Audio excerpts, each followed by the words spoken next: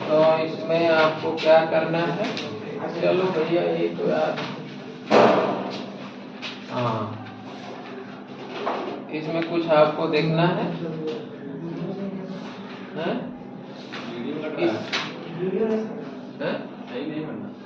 क्या दिक्कत है? ठीक तो है? हाँ ये बात तो है। अरे यार कहाँ इसको कम कर दें, जूम कम कर देते हैं, जूम कम कर देते हैं। चलो ठीक है ये।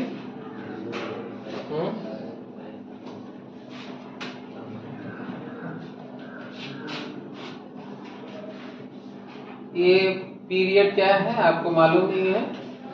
16वीं 17वीं शताब्दी। 16वीं 17वीं शताब्दी का मतलब ये हो गया कि मुगल सत्ता यहाँ स्थापित है। ठीक है, हाँ? मुगल सत्ता स्थापित है और मुगल सत्ता यहाँ। स्रोतों की तलाश, एक क्वेश्चन इसमें बहुत आसान क्वेश्चन ये आया है एक आध बार, बहुत आसान। 3 मार्च में आया है कि मुगल कालीन दौर का यदि इतिहास का पुनर्निर्माण करना है तो प्रमुख स्रोत क्या है बताइए? मुझे लगता है पता होगा आपको। पहला जो प्रमुख स्रोत है वो आईने अकबरी। ये है तो अकबर के पीरियड का, लेकिन ये है कि अकबर के पहले का पीरियड इस्लाम से शुरू करके, तो पहला दूसरा पार्ट बहुत हमारे काम का नहीं है इतिहास के।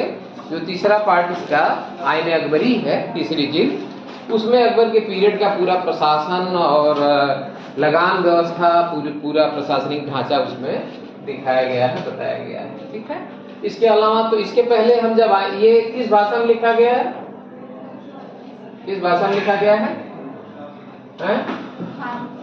फारसी भाषा में। यदि क्वेश्चन आ जाए कि अकबर के दरबारी भाषा क्या थी तो फारसी थी। अकबर के पहले क्या थी? अकबर के पहले तुर्की थी। तो ये बाबरनामा किस में लिखा गया है? बाबरनामा किस में लिखा गया है? मातृभाषा उसकी, बाबर की मातृभाषा तुर्की में। ये खैर एमसीक्यू में आ जाएगा आपको। और इसके अलावा भी अकबर के बाद जब आते हैं जहांगीर के, तो जहांगीरनामा लिखा हुआ है गुलबदन बेगम के द्वारा, और गुलबदन बेगम के द्वारा। इसके अलावा जो है जहांगीर के अलावा शाहजहां के समय में शाहजहांनामा या बादशाहनामा, उसके अलावा औरंगजेब के समय में आलमगीरनामा, आलमगीर उसका उपनाम था। तो अब इसमें है कि किसान और उनकी जमीन। किसान को क्या कहते हैं? रैयत। किसान को रैयत, बहुत आसान है, इसका बहुवचन दिया है, या मुजारियन शब्द का भी इस्तेमाल करते हैं। हाँ, आसामी का मतलब होता है किसान। आसामी का मतलब भी किसान है, लेकिन आसामी जनरली शब्द उनके लिए इस्तेमाल किया जाता है जो कम समय के लिए या दूसरे खेतों पे काम करते थे या कम समय में सीजनल वर्क करते थे, उनके लिए आसामी शब्द का इस्तेमाल किया जाता है। ठीक है, और इसमें आ जाएगा खुद कास्ट, आ जाएगा पाही कास्ट, आ जाएगा। मालूम है खुद कास्ट और पाही कास्ट? क्लियर है आपको? बोलिए। खुद कास्ट पाही, खुद का मतलब होता है अपना, खुद का मतलब अपना, पाही का मतलब दूसरे की जमीन पे जो हम जा करके वहां रह करके काम करें, या आज भी कहते हैं लोग ना कि हमारी वहां पे पाही है। ठीक है, 10 एकड़ जमीन वाले आसामी को अमीर समझा जाता था। तो आसामी का तात्पर्य यहाँ पे अस्थाई किसान से है। आसामी की दोनों मीनिंग होती है, लेकिन यहाँ पे क्या है? यहाँ पे जो है मीनिंग है, यहाँ पे मीनिंग है जो है अस्थाई किसान। सिंचाई तकनीक का साधन बहुत आसान है। बाबरनामा में इस बात का जिक्र किया जाता है कि यहाँ पे सिंचाई के साधन जो है क्या क्या है? सिंचाई के साधन एक तो बरसात में पूरी फसल है, पूरी फसल बरसात पे टिकी हुई है, और दूसरा है कि रहट है और तालाब है। ठीक है, ठीक है, आगे चले जाओ भाई मुनव्वर अली, आप इतिहास में इस रिकॉर्डिंग में दर्ज हो रहे हैं, आपका नाम इस रिकॉर्डिंग में दर्ज हो रहा है। जाइए आराम से जाइए, बिना घबराए जाइए, ठीक है। तो बाबरनामा का ये मामला हो गया। बाबरनामा देखिए यहाँ से इसको देख लीजिएगा, ये कभी कभी पैसे जाता है, पैसे जाता है। ये रहट है, रहट का चित्र आ जाएगा आपको। मुझे लगता है हो सकता है कि आप देखे न हो, क्योंकि अब ये रहट आउट ऑफ यूज हो गई। हम लोग के पीरियड में, हम लोग छोटे थे तो ये रहट का इस्तेमाल घर पे किया जाता था, पूरी तरह से प्रसिद्ध है। ठीक है, इसमें कुछ ऐसा नहीं है, कुछ इसमें और बात करने लायक, बोलते रहिए बीच बीच में, कुछ बात करने लायक इसमें बताते रहिए, बोलते रहिए, ऐसा नहीं सिर्फ सुनते ही रहिए। तंबाकू का प्रसार, ये तंबाकू का पौधा सबसे पहले कहाँ पहुंचा? दक्कन पहुंचा, शुरुआत 17वीं शताब्दी के शुरुआत में। और ये लाने वाले पुर्तगीज हैं, पुर्तगाली आएगा। किसने लाया? तो आ जाएगा इसमें पुर्तगाली आ जाते, ठीक है। 1604 में पहली बार तंबाकू जो है आधिकारिक रूप से इसका रिकॉर्ड जो है मिलता है, किया जाता है। ठीक है, यहाँ तक ये देखे होंगे। जहांगीर को कहा जाता है कि थोड़ा वो नशा इत्यादि भी करता था, हालांकि कहा जाता है कि बचपन से ही जो है, बचपन से उसको जो है थोड़ा थोड़ा अफीम जो है उसको दी जाती थी। उसकी जो दूसरी मम्मी थी, आंटी कह लीजिए, पहले की सौतेली माँ कह लीजिए, क्या नाम था, रुकैया बेगम या कौन क्या, तो उनको जो है थोड़ा थोड़ा देती थी ताकि उनका बेटा जो है, एक गद्दी की लड़ाई थी, खैर ये चलता रहता है। फसलों की भरमार, फसलों की भरमार है, तो इसमें कुछ ऐसा नहीं है। सब रबी, खरीफ, जायद, ये 3 तरीके की, प्रमुख रूप से 3 तरीके की फसलें भारत में बोई जाती थी। और यहाँ देखो कहा जाता है कि मुगल प्रांत आगरा में 39 किस्म की फसलें उगाई जाती थी। एक तरीके से हमारी ये धरोहर, दिल्ली प्रांत में अकेले 43 किस्म की फसलों का पैदावार किया जाता था। बंगाल में चावल की 50 किस्में उपलब्ध थी। अब सोच लो, यदि इन 50 किस्मों का भारतीय वैज्ञानिकों द्वारा उनका सारी चीजें यदि रिकॉर्ड में स्टोर करके रखा जाता तो हमारे पास इतनी उन्नत किस्म की फसलें रहती, जिसका हम जो है और लाभ। इसमें आ जाएगा जिनसे कामिल। जिनसे कामिल का मतलब अच्छी फसलें, सर्वोत्तम फसलें, ठीक है। तिलहन है, बंगाल अपनी चीनी के लिए मशहूर था, ठीक है। चलते हैं आगे, चलते हैं आगे, चलते हैं। आ जाओ भाई, इधर आ जाओ। देखते चलिए, अपने नजर से देखते चलिए, कुछ आपके लिए। मक्का भारत में अफ्रीका और स्पेन के रास्ते आया है। मक्का भारत में अफ्रीका और स्पेन के रास्ते आया। पश्चिम भारत, इसकी गिनती पश्चिम भारत की मुख्य फसलों में होने लगी। टमाटर, आलू, देखिए इसमें हमारा कुछ भी नहीं है, ये सब जो है दूसरे देशों से आया। टमाटर, आलू, मिर्च, पपीता, अनानास, ये सारी फसलें जो है कहाँ से आई हैं? ये सब दूसरे देशों से। जब व्यापारी यहाँ आते हैं तो अपने साथ जो है तमाम सारी चीजें आते हैं। ग्रामीण समुदाय, उस दौर में ग्रामीण समुदाय किस तरीके का था? तो ग्रामीण गांव के मुखिया को क्या कहते हैं? मुकद्दस या मंडल। ये बहुत बार आया है, बहुत आसान है। मंडल किसे कहते हैं, मुकद्दस किसे कहते हैं, ये बहुत बार आया है, ठीक है, बहुत बार आया है। जाति और ग्रामीण माहौल, तो ये कुछ फोटो फाइल है, आप देख सकते हैं। अब तो फोटो पर क्वेश्चन आ रहे हैं, फोटो पर क्वेश्चन आ रहे हैं। ग्रामीण समाज में ये महिलाएं जो है तमाम खेतों से लेके अन्य सारे कामों में अन्य सारे कामों में। आ जाओ भैया, इधर आ जाओ, आ जाओ। हम ये थोड़ा थोड़ा मल्लाह जादाओं, मल्लाह कहा जाता है नाविकों को, मल्लाह कहा जाता है नाविकों को। तो मल्लाह जादाओं को नाविकों के पुत्र हैं। इसी से तमाम सारे शब्द बने हैं, मल्लाह जादा हैं। और आगे चलते हैं। पंचायतें और मुखिया, इस पर 8 मार्क्स का क्वेश्चन आया है, हमने करवाया भी है आपको 8 मार्क्स की। पंचायत किसे कहते हैं, पंचायतों के या पंचायत तथा जाति पंचायत किसे कहते हैं, पंचायतों और जाति पंचायतों के प्रमुख कार्य क्या थे। तो ये क्वेश्चन आपको आता है, ठीक है। तो ये तो क्लियर है इसमें कि सभी जाति, पंचायत का सरदार एक मुखिया होता था जिसे मुकद्दस या मंडल कहा जाता था।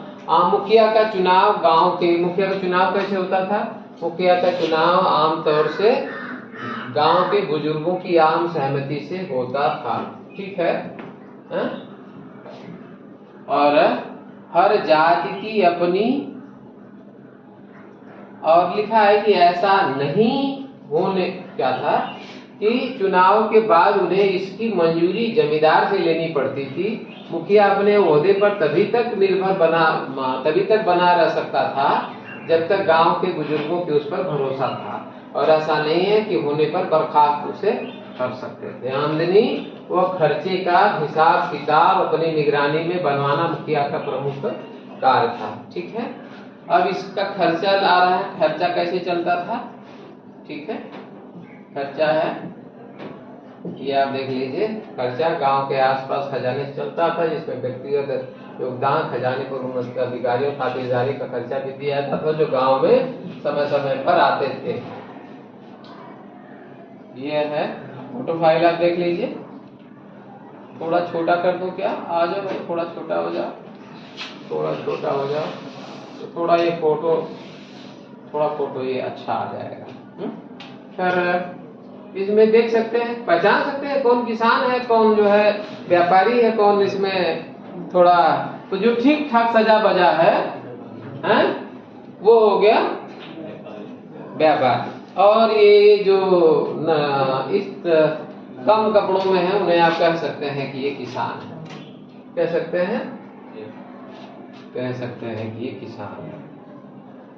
अब ये देखिए क्या क्या है,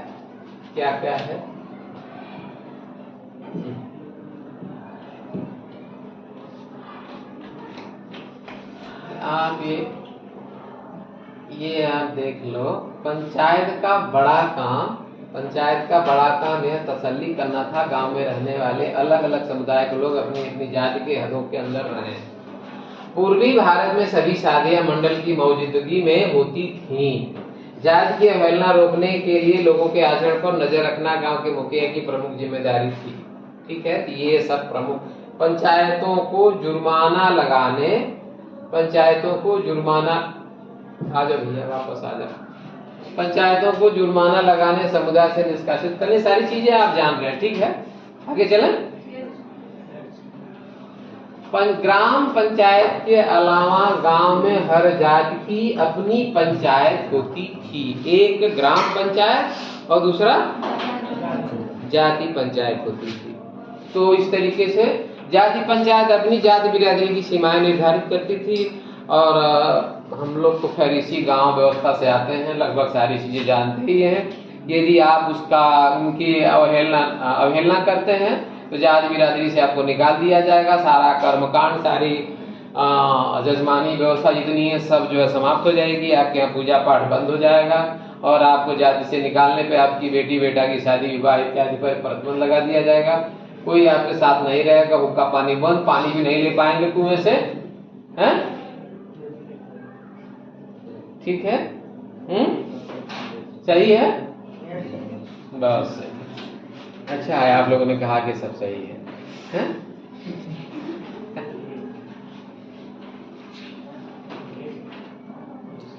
ग्रामीण दस्तकार, यहाँ लगभग हो गया, इसमें और भी चीजें हैं, आप थोड़ा देख लेना है। ठीक है, गांव से निकालना, तमाम गांव के इलाके के, गांव के जितने भी आपके नालियों के निर्माण से लेकर के पंचायत घर के निर्माण से लेकर के जितने भी सामाजिक कार्य हैं, सूखा, बाढ़ इत्यादि की स्थिति में उनको जो है उस पर पूरा गांव का मुखिया जो है सहयोग करता था। एक अच्छा ढांचा था, एक अच्छी व्यवस्था थी इसमें कि संकट के समय में ये सारे ढांचा काम आते थे, मेंटेन करते थे। तो निश्चित रूप से हर व्यवस्था की कुछ न कुछ खामियां होती हैं और समय के साथ वो खामियां उसमें बढ़ती घटती रहती हैं। ग्रामीण दस्तकार,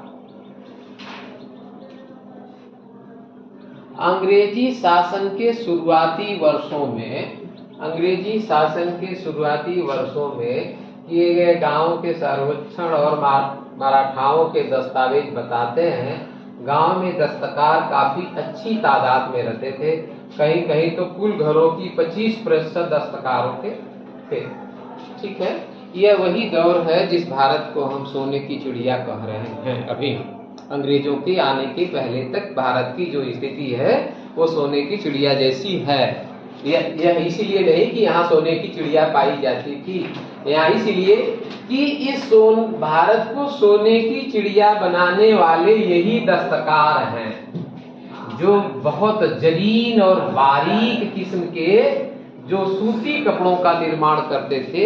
यही जलीन, और अब मुझे नहीं पता जलीन शब्द की मीनिंग क्या है, मैं इस्तेमाल कर रहा हूँ या समझ करके कि इसका मतलब बहुत बारीक और बहुत महीन होता है। तो यही जो दस्तकार हैं, किसान हैं, ये एक ऐसे उत्पादन प्रणाली के हिस्सा हैं जो इनके बने हुए कपड़े, इनके रंगे हुए कपड़े, कपड़ों पर छपाई, मिट्टी के बर्तनों पर पकाना, औजारों को बनाना, मरम्मत करना, भारत के गांवों को हम एक क्या कहते हैं, एक रिपब्लिक। इस व्यवस्था में सहयोग कौन देना है? गांव के कुम्हार है, लोहार है, बढ़ई, नाई, सुनार, ग्रामीण दस्तकार, ये एक ऐसे ढांचे का निर्माण करते हैं जो एक दूसरे की जरूरतों के काम आते हैं, ठीक है? और यहाँ से जो कपड़ा बनाया जाता है, जो यहाँ से वो कपड़ा सूरत की बंदरगाहों से, ये यहाँ से बड़े व्यापारी को देते हैं, बड़ा व्यापारी सूरत के बंदरगाह से अरब होते हुए वो कहाँ जाता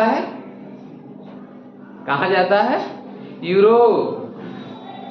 और यूरोप के व्यापारी सोने चांदी के सिक्के लेकर के आकर के इन्हीं दस्तकारों को, किसानों को, छोटे व्यापारियों को देते हैं। सोना चांदी आकर के यहीं रुक जाता है, डंप हो जाता है। इसीलिए यहाँ सोना चांदी भारत में ज्यादा पाया जाता है। गरीब से गरीब आदमी भी सोना चांदी घर में जरूर रखता है। ठीक है, इसीलिए इसे छोटा गणराज्य कहा गया। छोटा गणराज्य की बातें हो गई, लगभग एक सामूहिक भाईचारे के आधार पर चलता था। अंग्रेजों ने कहा India is Indian villages are small republic. ठीक है, और सभी तरह के, ये तो हम लोगों के बाद तक में अब व्यवस्था पूरा मार्केट पर आधारित हो गई, नहीं तो जो है ये रेशम, नील तो खैर अंग्रेजों के आने के बाद ये होता है, लेकिन ये सारा जो है उत्पादन भारत में होता रहता है। गांव में मुद्रा, ये आप देख लीजिए। ये क्वेश्चन आएगा कि ये बैप्टिस्ट तैवर्नियर कब आया? 17वीं शताब्दी में। कहाँ का था? फ्रांस का था। और उसने भारत में वे गांव बहुत ही छोटे कहे जाएंगे जिनमें मुद्रा की फेर बदल करने वाले, जिन्हें सराफ कहते हैं, न हो। मतलब जिन गांवों में मुद्रा की हेर फेर, मुद्रा हेर फेर मतलब हमने ब्रिटेन के सोने की चांदी के सिक्के दिए, उसके बदले में हमें यहाँ की मुद्रा मिले जिससे हम सामान खरीद सके। असर्राफ जिसे कहा जाता है, आज सुनार कहा जाता है, लेकिन सर्राफ का मतलब क्या था? यहाँ पे एक ऐसा आदमी जो मुद्रा की अदल बदल करता हो, जिसे आज हवाला कहते हैं। ठीक है, बैंकर की तरह ही काम करते थे। सर्राफ का काम क्या था? बैंकर की तरह था। कृषि समाज में महिलाएं, इस पर हम लोग बात किए हैं। कृषि समाज में महिलाएं,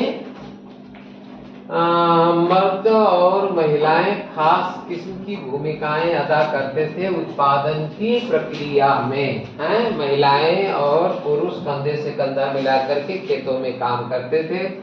पुरुष खेत जोतते हैं, हल चलाते हैं, महिलाएं बुआई, निराई, कटाई। खैर ये तो अभी भी चलता आ रहा है ग्रामीण भारत के इलाके में, यह ग्रामीण भारत के इलाके में अभी भी चल रहा है। महिलाएं भी पूरा जो है इस सारी प्रक्रिया में भाग लेती हैं। आपको ये लाइन बाई लाइन पढ़ने से एक लाभ और होगा कि आपको लगेगा ये तो लेसन बड़ा आसान है, सब कुछ हमारे मुट्ठी में है। लेकिन जब आप लिखने बैठेंगे तो कहेंगे, तब आएगा कि लिखे कहाँ से, हैं? महिला लिखे कहाँ से, क्योंकि पढ़ने में आसान हो जाता है, लिखने में कठिन हो जाता है। इसीलिए आप मुझे 8 मार्क्स का क्वेश्चन दिन में एक आध बार, 1-2 क्वेश्चन 3 मार्क्स का और कम से कम 1 क्वेश्चन 8 मार्क्स का जरूर दिखा दें। यदि मैं कहता रहता हूँ लेकिन आप दिखाते नहीं हैं, उसके बावजूद भी मेरा काम है कहते रहना। सूत काटना, बर्तन बनाना, मिट्टी के इत्यादि, ये सारा काम होता है किसका? ये सारा काम होता है ग्रामीण महिलाओं का। चलिए आगे चलते हैं। ये आप देख सकते हैं सूत काटने से लेकर के और सब तमाम सारा कार्य है। महिलाओं में मृत्यु दर बहुत ज्यादा थी, हैं? प्रसव, मां, कुपोषण। अभी ये क्वेश्चन कोई लेके आया था कि महिलाओं की मृत्यु दर क्यों ज्यादा थी, या महिलाओं को भोजन, पुरुष पहले क्यों खाना खा लेते थे। अभी कोई स्टूडेंट लेके आई थी, तो ये हमारे समाज में था, पुरुष जो बाहर का हार्डवर्क करता था तो उसको ज्यादा भोजन चाहिए तो पहले खा लेता था, और माँ, बहनें इत्यादि बाद में खाती थी। अभी भी कुछ समाज, कुछ गाँवों में अभी भी ये परंपरा जारी है। तो ये कुपोषण के शिकार हो जाते थी माँ बनने, प्रसव के दौरान उनकी बहुत सारी मौत हो जाती थी। आपको पता ही होता है ग्रामीण संप्रदायों में शादी के लिए दुल्हन की कीमत अदा करने की जरूरत होती थी, न कि दहेज की। महिला, तलाकशुदा महिलाएं और विधवाएं दोनों ही कानून शादी कर सकती थी। चलिए ये सब थोड़ा मामला राजस्थान, गुजरात आदिवासी भाई इलाकों में मिले दस्तावेजों से ऐसी दरख्वास्त मिली है कि महिलाओं ने न्याय और मुआवजे की उम्मीद से ग्राम पंचायतों को बहुत सारी चीजें भेजी थी। महिलाओं की अक्सर मौत हो जाती थी प्रसव के दौरान, क्योंकि आपको पता है कि शाहजहां जो ताजमहल बनाया है वो शायद 14वें बच्चे को जन्म देते हुए मुमताज की मृत्यु होती है, आपको मालूम हो या न हो। और 22 सालों तक उसको वो 22 सालों तक वो बर्फ और तमाम सारी चीजों में उसे सुरक्षित रखता है, और जब ताजमहल बन के तैयार हो जाता है तो उसमें पुनः उसको दफनाता है। ठीक है, आगे चलें। बंगाल में महिलाएं जमींदार पाई जाती थी। 18वीं शताब्दी की सबसे बड़ी और मशहूर जिम्मेदारियों में से थी राजशाही की जमींदारी, जिसकी कर्ता धर्ता एक स्त्री थी। अब यहाँ से एमसीक्यू बन जाएगा आपका कि वह कौन सा राज्य था जहाँ पे महिलाएं भी जमींदार पाई जाती थी। ये एमसीक्यू इसी तरीके से बनता है, बीच बीच से टीचर जो है ऐसे खोज करके बना देते हैं। जंगल और कबीले, जंगल और कबीले पर जो कुछ भी क्वेश्चन आएगा उसका सीधा सीधा अर्थ यह है कि जंगल और उसके आसपास रहने वाले कबीले जनरली सरकार, सम्राट की नजर में एक शक के नजर से देखे जाते थे। कारण कि जो भी अपराधी होते थे, बड़े बड़े जो है सरकार के खिलाफ विद्रोह करने वाले, वो जाकर के जंगलों में छिप जाते थे। और हम देखते हैं प्राय इतिहास में दर्ज है कि सम्राट जो है, मुगल सेना या अन्य सम्राट जो है, वो शिकार के लिए जाते हैं जंगलों में। तो शिकार एक बहाना होता था, उसी बहाने से जंगल के अंदरूनी हिस्से तक सेना को लेकर के जाना और इस तरह के जो उपद्रवी हैं उनको पकड़ना और उनका विनाश करना।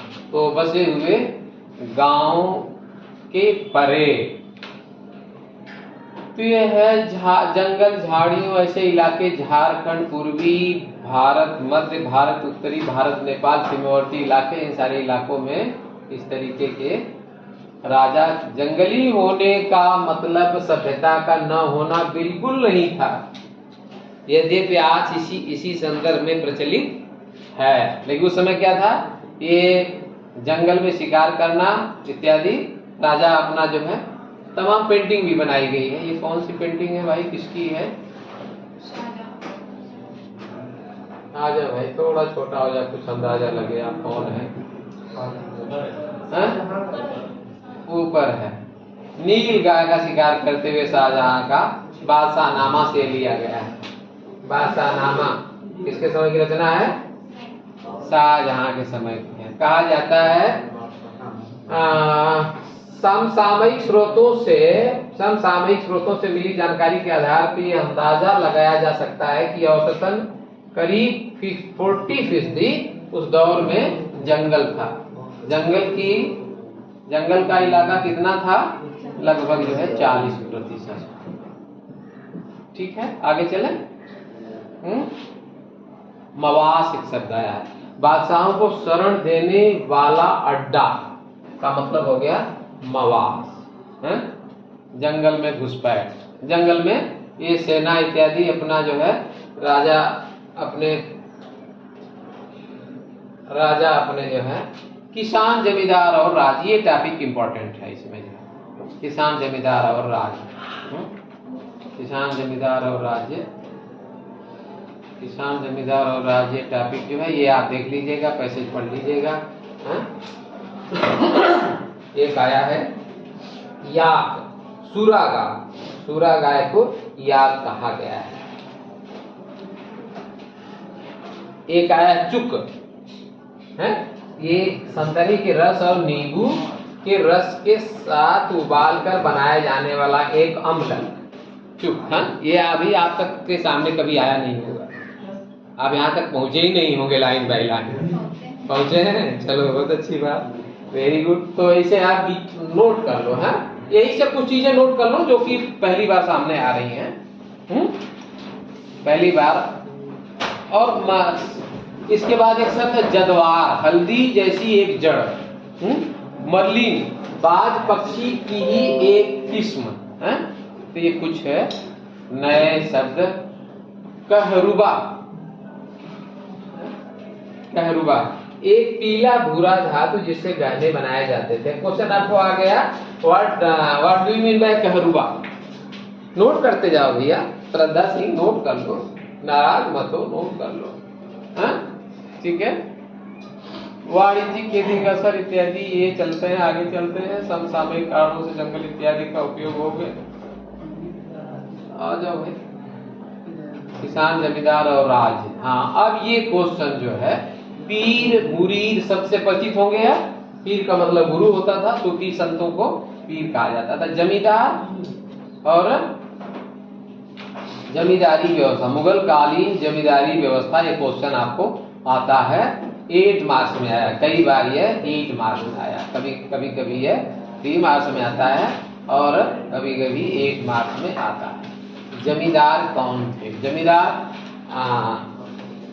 मुगल कालीन प्रशासनिक ढांचा का जो ग्रामीण व्यवस्था, ग्रामीण स्ट्रक्चर के ऊपर जो बड़ा एक ढांचा था, प्रशासनिक ढांचा, उसको जमींदार कहा जाता था।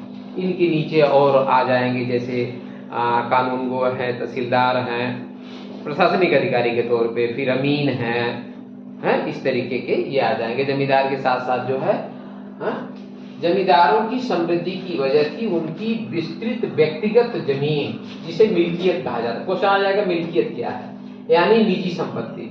मिल्कियत जमीन पर जमींदार के निजी इस्तेमाल के लिए खेती होती थी। अक्सर इन जमीनों पर दिहाड़ी के मजदूर पराधीन काम करते थे। जमींदार अपनी मर्जी के मुताबिक इन जमीनों को बेच सकते थे, किसी और के नाम कर सकते थे, उन्हें गिरवी रख सकते थे। ये उनका अपना था, लिहाजा वो इस पर जो है उनका पूरा अधिकार उनका अपना रहता है। ठीक है। यहाँ तक जमींदार की हैसियत क्या थी? जमींदारों इस बात से लगा सकते हैं कि अक्सर राज्य की ओर से कर वसूल कर सकते थे, इसके बदले उन्हें वित्तीय मुआवजा मिलता था। सैनिक संसाधन उनकी ताकत था, एक जरिया था। उनके अपने ज्यादातर के पास अपने किले थे, अपने सैनिक थे, टुकड़ियां थी, घुड़सवार, तोपखाना, पैदल सिपाही।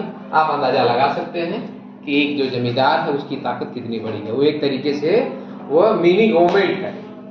Eight the above level of village, zamindar that has been a mini government. पूरा उसके पास जुडिशरी है, उसके पास किले हैं, उसके पास घुड़सवार है, पैदल सैनिक है, तोपखाना है, इत्यादि सारी।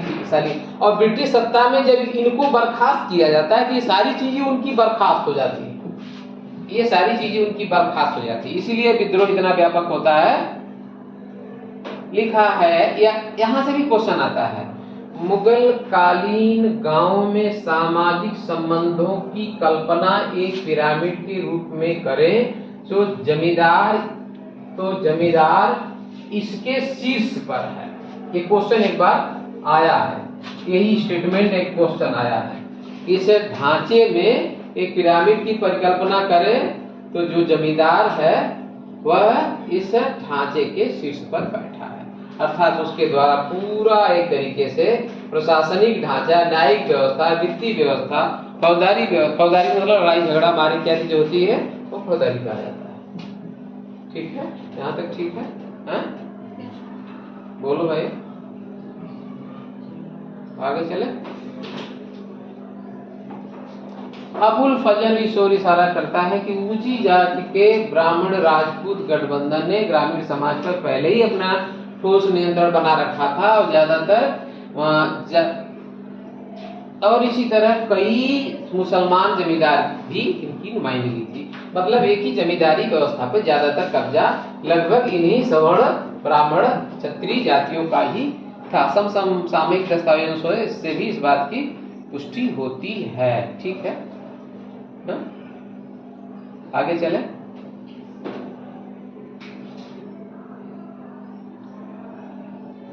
मसलन राजपूतों जाटों ने ऐसी रणनीति अपनाकर उत्तर भारत में जमीन की बड़ी बड़ी पट्टियों पर अपना नियंत्रण स्थापित कर लिया था और यह व्यवस्था चलती रहती है। यह व्यवस्था जमींदारी की खरीद फरोख्त से गांव के मौद्रीकरण की प्रक्रिया में तेजी आई। जमींदार अपनी मिल्कियत की जमीनों को फसल में बेचते थे और इस तरीके से वे जमींदार अक्सर हाट स्थापित करते थे। जमींदार अक्सर हाट मतलब जो लोकल मार्केट है, लोकल मार्केट कह सकते हैं, लोकल मार्केट टाइम बीइंग के लिए 2-4-10 दिन के लिए जो स्थापित होती थी उसे हम कहते हैं हाट। तो अभी भी प्रचलित है, अभी भी किन्हीं इलाकों में प्रचलित है, चलती है हाट। ठीक है, यहाँ तक ठीक है। जमींदार कौन थे और जमींदारी व्यवस्था पर उनका कब्जा कितना था? भू राजस्व प्रणाली, ये क्वेश्चन बहुत बार आया है। भू राजस्व प्रणाली लिख लीजिए, हालांकि क्वेश्चन पहले का दिया हुआ है। भू राजस्व प्रणाली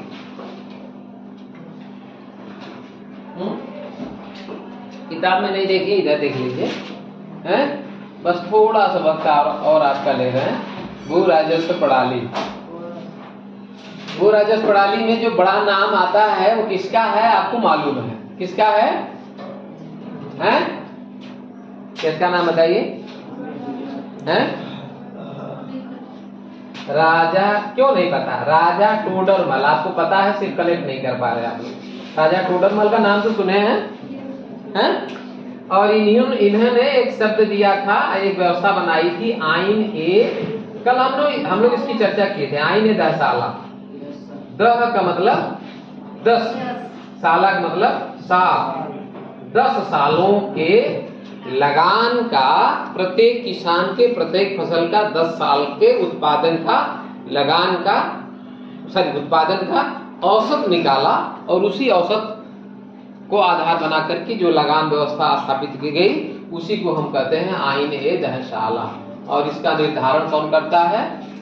और ये कहता है ये 2 टर्मोलॉजी देता है। अकबर के समय में ये मामला आता है।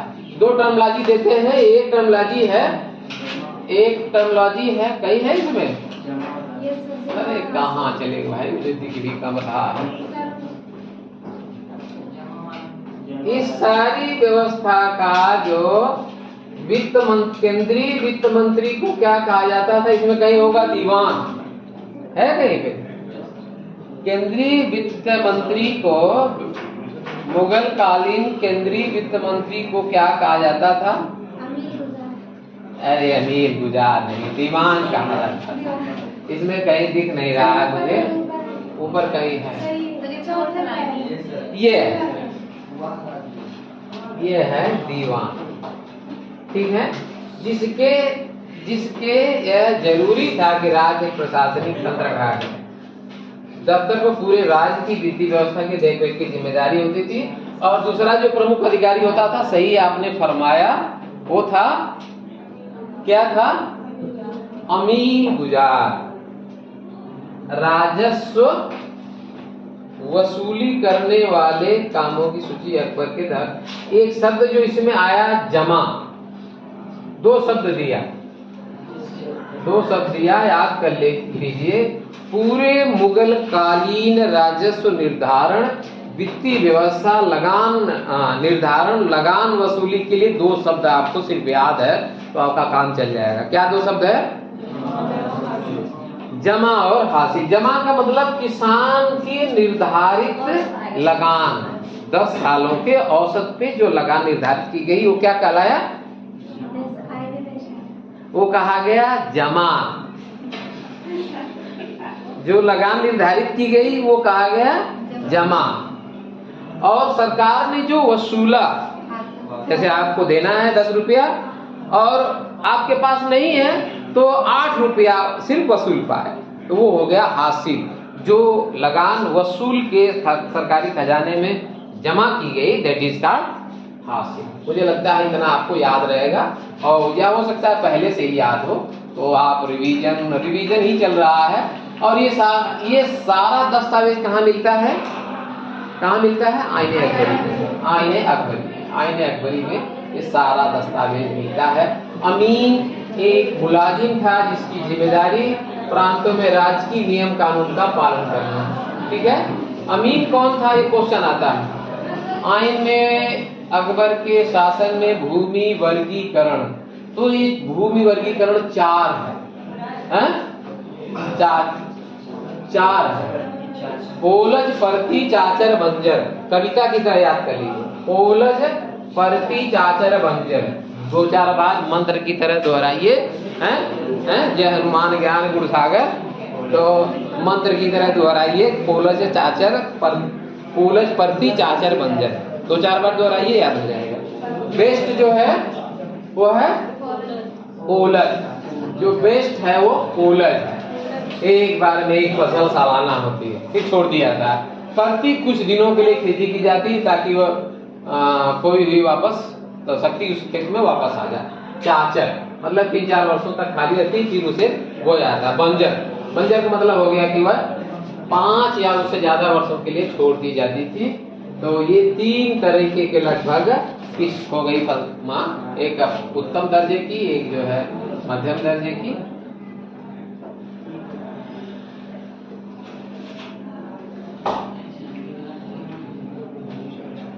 ठीक है, यहाँ तक सही है। ये आप देख लेना। बाबर, ऐसे भी क्वेश्चन तो आया मैपिंग के लिए, ऐसा आया नहीं कि बाबर का पीरियड एरिया क्या है, अकबर का क्या है, औरंगजेब का क्या है। औरंगजेब तो खैर आप देख रहे हैं यहाँ तक आ गया है। ये महाराष्ट्र वाला हिस्सा औरंगजेब है, हाँ, जो आज औरंगजेब का विवाद भी चल रहा है अच्छा खासा, है, उस पर कोई फिल्म वगैरह आई है।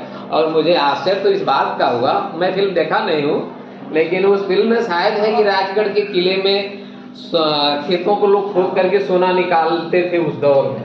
और एक वीडियो भी आया कि उसमें इस समय करीब हजारों लोग रात में लालटेन टार्च लेकर के खेत खोद रहे थे राजगढ़ के किला को ये आसपास के, कि शायद सोना का टुकड़ा मिल जाए। तो खैर हम लोग कहाँ हैं ये नहीं मालूम।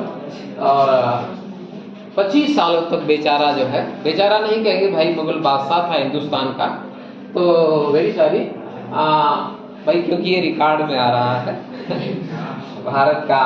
तो ये 25 सालों तक इधर उलझा रह गया, और यह 25 साल इसके लिए उसके जीवन का खंडहर साबित हुआ, कोड साबित हुआ। और 25 सालों की सत्ता में इतना उलझा रहा कि वो पूरे प्रशासन को संभालने में, उत्तर भारत दौर में सारी गतिविधियों में क्या हो रहा उसको पता ही नहीं चला। पता चलते हुए भी उस पर नियंत्रण करना कठिन था। ये आपके सिलेबस में अगले लेसन में यह है या पहले वाले में है, लेकिन यहाँ यह शब्द दे दिया है, मनसबदारी व्यवस्था। इसका एक बेस्ट 1 वर्ड उत्तर है, सैनिक नौकरशाही तंत्र। बेस्ट इन 1 वर्ड, सैनिक नौकरशाही तंत्र। जो यह किया जाता है किसके समय का मामला है? जो यह किया जाता है जापान में किया जाता है कि जो, और रोमन साम्राज्य में किया जाता है कि जो बड़े बड़े सेनेटर होते हैं उनको सेनापति बनाया जाता है। लगभग वही मामला है कि जो इनके सेनापति थे उनको कैबिनेट मिनिस्टर, कैबिनेट पद भी दिया जाता है, बड़ी बड़ी मनसबदारी। ठीक है, बहुत डिटेल इसमें हमको जाना नहीं है। अकबर के समय इसमें क्वेश्चन क्या आएगा कि मनसबदारी व्यवस्था किसके समय में शुरू हुई? तो अकबर के सबसे। यह है क्या? ये सैनिक नौकरशाही है। ये ट्रांसफरेबल है, ट्रांसफरेबल है। जैसे आज डीएम एसपी का तबादला एक जिले से दूसरे जिले हो जाता है। तीसरा ये कि इसके केंद्रीय खजाने से इनको सैलरी दी जाती थी, केंद्रीय खजाने से इनको सैलरी दी जाती थी। ऐसा नहीं है कि जैसे होता था पहले, क्या था, ये इलाका राजा को दे दिया गया, यहाँ की लगान आप वसूलेंगे और अपने खर्च बच कर रख लेंगे, कुछ हिस्सा जो है राज्य सरकार को या केंद्र सरकार को आप वापस कर देंगे। लेकिन अकबर ने पूरी व्यवस्था को बदल दिया, कहा नहीं ऐसा नहीं होगा, आपका पद ट्रांसफरेबल रहेगा। आप लगान वसूल करने के तरीके देख लो भाई, ये है तो पैसेज में, लेकिन आया है बहुत बार नगद या जींस का मतलब फसल। अमीर गुजार का नाम आप सुने ही है। नगद लेने की आदत न डालें, फसल भी लेने के लिए तैयार है। 4 तरीका बनाया गया है। पहला है कड़कूत, अनाज और कुत, अंदाजा। कोई आपको डिफरेंस लगता है तो 3 अलग अलग पुलिंदों में काटना चाहिए, अच्छा मध्यम बत्तर। मतलब एक फसल एक ही खेत में कई तरीके की फसल है ना, एक हिस्सा बहुत अच्छा है, एक अच्छा थोड़ा खराब है, तो दूसरे तरफ पूरा खाली है। तो इस तरीके से पहला कड़कूत, दूसरा भावोली, बटाई जिसे कहा जाता है, दूसरा बटाई भावली हो गया, तीसरा क्या हो गया खेत बटाई, और होगा लंग बटाई, कहीं लंग बटाई भी, चौथा लांग बटाई दिया, लंग बटाई भी कहते हैं। फसल काटने के बाद उसको बांट लिया गया। आगे चले। चांदी का बहाव है। इस देश की धरती सोना उगले हीरा मोती, सुने हैं गाना ना? है? इस देश की धरती सोना उगले हीरा मोती। तो इस देश की धरती सोना चांदी नहीं उगलती थी। इस देश की धरती सिर्फ जो है काली मिर्च, लौंग, मसाले, हाथीदांत से बने हुए सामाने और रेशम, मलमल और सूती कपड़े, और इनके वजह से दुनिया के दूसरे हिस्सों से, अरब से, यूरोप से सोने चांदी के व्यापारी सोने चांदी लेकर के आते थे, भारत में आकर के दे करके चले जाते थे। आते थे भारत में दे करके चले जाते थे। ये कुछ सिक्के हैं भाई, देख लेना। औरंगजेब द्वारा जारी किया गया चांदी का सिक्का। अब ये पहचानना बड़ा कठिन है। यदि एग्जाम में आ गया है तो आप देख लो कैसे पहचानोगे। अगर पूरी तरीके से डिपेंड करता है आपके ऊपर कि आप इसे पहचान पाते हो कि नहीं पहचान पाते हो। पहचान लेंगे? चलिए, हम उम्मीद करते हैं कि आप पहचान लेंगे। आप लोग बहुत इंटेलिजेंट हैं और अपनी इंटेलिजेंसिया का परिचय जरूर देंगे और पहचान लेंगे। यह है इटली का एक व्यापारी, क्या नाम है इसका? जोवान्नी कारेरी। जोवान्नी, आपको याद ना हो तो चवन्नी कारेरी कह सकते हैं। चवन्नी जानते ही होंगे, हैं? कौन नहीं जानता? तो भाई चवन्नी जानते? 25 पैसे को चवन्नी कहा जाता था। 4 आना भी कहा जाता था। 50 पैसे को 8 आना, रुपया को 16 आना। किसके यहाँ से शुरू हुआ? चलो बताना, कमेंट में बताना। आता है ना, सब यूट्यूब वाले बोलते हैं कमेंट बॉक्स में देना। तो कमेंट बॉक्स में बताना, गालियां मत लिखना। अभिनव मिश्रा की तरह से अभिनव की तरह से गालियां मत लिखना। उसने तो अदा कर दिया नवोदय का कर्ज। ये देख लेना, उसने नवोदय का कर्ज अदा कर दिया गुरु जी को गाली दे करके। ठीक है भाई, कोई बात नहीं, हमारे बच्चे हैं, गाली देंगे। अब कोई बच्चा गाली देगा तो क्या करेंगे, स्वीकार कर लेंगे। प्रभु आपकी तरफ से जो मिला सर्व स्वीकार है। जोवानी कारेरी बर्नियर के लेख पर आधारित है इसका। हाँ, ये मामला है, बर्नियर के लेख पर आधारित है, ये देख लेना। बहुत नाराजगी व्यक्त करता है कि वहां से सोने चांदी के सिक्के चल के आते हैं और यहाँ आकर के विलुप्त हो जाते हैं, खो जाते हैं। अब भारत दुनिया से कुछ नहीं खरीदता है। जैसे आज पूरी दुनिया चीन से परेशान है।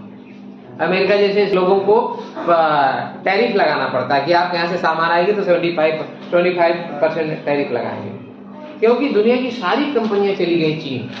वहाँ लेबर सस्ता है, वहाँ इलेक्ट्रिसिटी सस्ती है, तो प्रोडक्शन कास्ट किसी भी सामान की बहुत कम आई।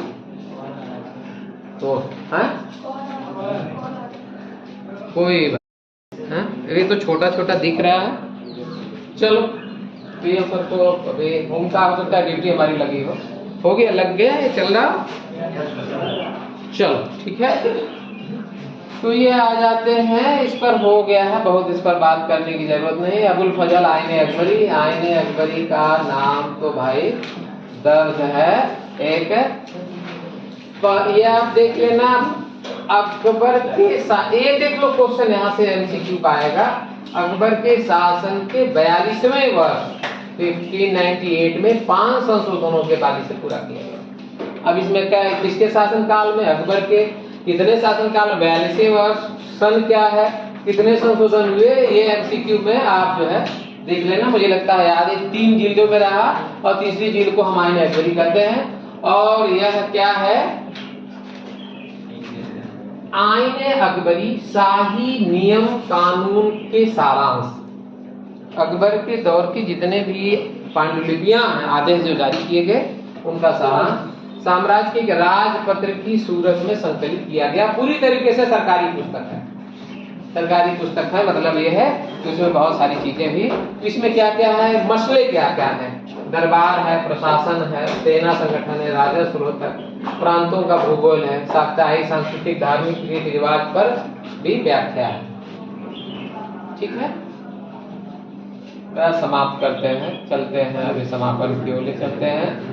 और जो बाकी है इसमें एक क्वेश्चन और होगा मुझे लगता है, प्रांतों का जो है, सूबे की सरकार आइन के नीचे, सूबे की सरकार आप देख लीजिए क्या है, सूबों के नीचे इकाई, सरकारों में सूबा हो गया, सूबा के नीचे सरकार, सरकार के नीचे परगना, इसमें एक आराची,